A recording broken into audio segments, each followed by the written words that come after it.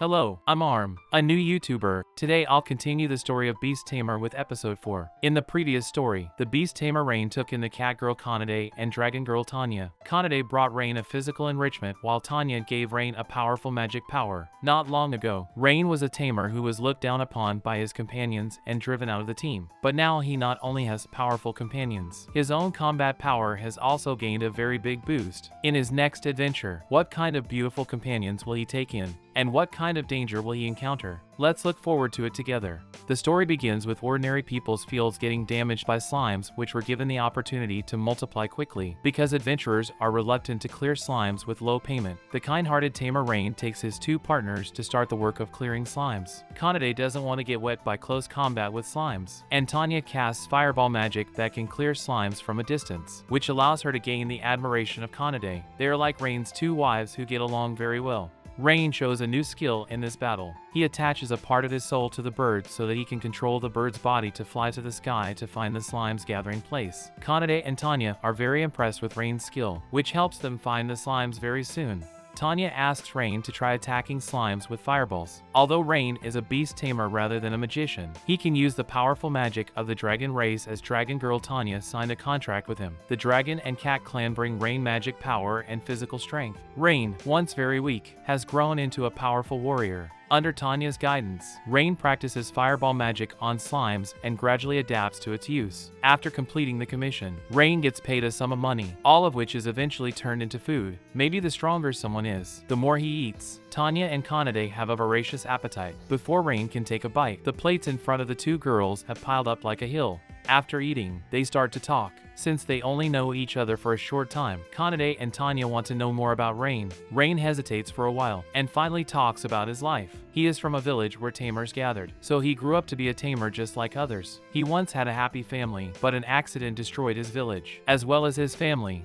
Hearing this, the two girls are very sad for Rain and worried about asking more. But Rain doesn't want to leave too many secrets and estrangement among companions, so he continues his story. One day when he was 12, Rain went to a place far away from the village to practice taming beasts. But when he came home at night, he found that the village was on fire. Some monsters attacked the village, and everyone was dead. Rain was the only survivor. Though he was only 12, he had to live a difficult independent life. Afterward, he met his former companions. The leader Arios invited him to join the adventure team. Rain wanted to prevent the tragedy of his village from happening again, so he agreed to join, but only to discover Arios considered him a servant to do odd jobs for the team.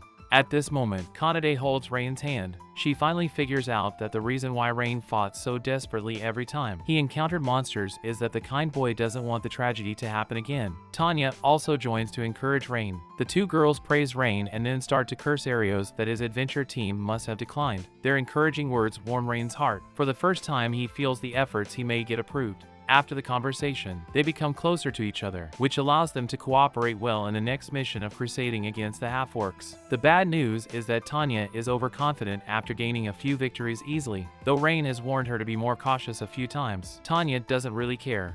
As a result, an accident soon happens. The half-orcs though have relatively weak combat power. They have basic intelligence, which allows them to play dead to set a trap for Tanya. Luckily, her companions give a quick reaction and save her. Seeing Rain injured, Tanya is guilty. She has never imagined that as a dragon girl, she would get her companions involved and hurt in dealing with low-level half-orcs. When Tanya is on the bridge with her mind wandering, she meets a human girl. Seeing Tanya's pale face, the little girl thinks she got hurt in the battle. Tanya again feels the kindness from humans, which she treasures a lot. But today, she ignored Rain's kindness because of her overconfidence, causing Rain to be hurt. When Rain finds Tanya, the girl is so guilty that she can't help crying. Rain comforts her that she being okay is the most important thing. Kanade runs out to give Tanya a hug, which makes the dragon feels a magical power named friendship. At night, Rain takes the two girls to the hotel. The hotel owner may be trying to help Rain fall in love, stating that there's only one room left in the hotel. Therefore, Rain has no other choice but to stay with the two girls in the same room. Tanya can't fall asleep because once she thinks of Rain, her heart will beat fast. The innocent girl vaguely realizes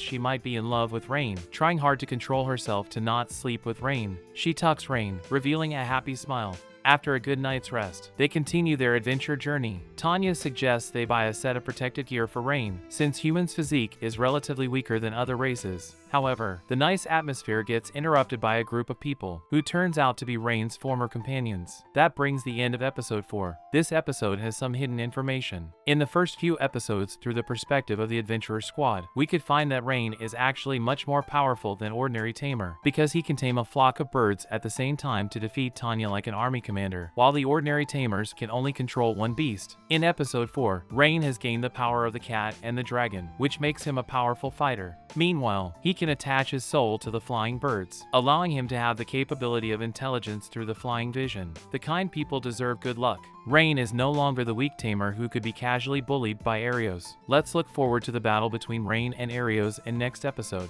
That's it for today's video. Don't forget to like and subscribe to my channel, and see you in my next video.